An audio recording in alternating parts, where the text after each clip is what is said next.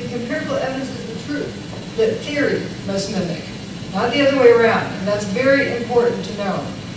That to look at the evidence and what the evidence tells you. If you don't know what happened, look at the evidence. If you still don't know, keep looking at the evidence until you know what happened. So for starters, there were these big buildings here. And all that was left at the end of the day was that little corner piece right there. And here it is. That's all that was left. Where did that material go? Let's have a reminder again of what was there. All of this, and just that little corner was left. What this will tell you is it was the dawn of a new age.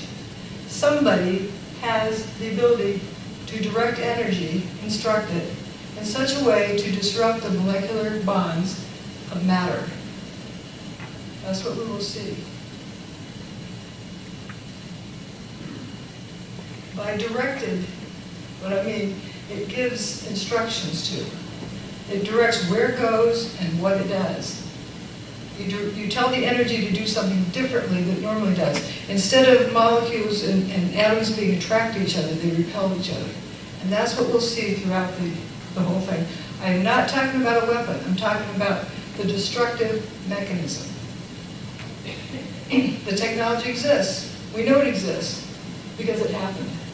And the whole world saw it. They just were led to believe they saw something else. Now think of a magic show when the magician cuts a woman in half in a box. It looks like he cuts her in half in a box. But she reappears at the end, so we know that wasn't what happened. But this technology doesn't have to be used for evil purposes. It can be used for good. It can be used to provide free energy for the world. What I mean by free is free taking, not stealing.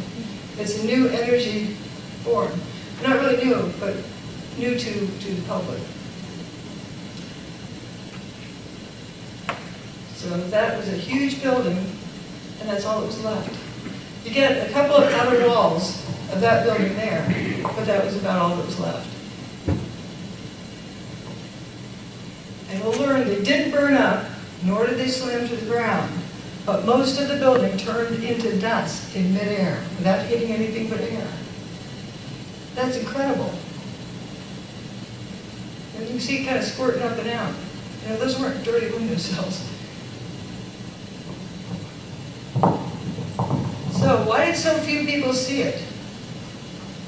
That becomes the trick. You're going to figure that out.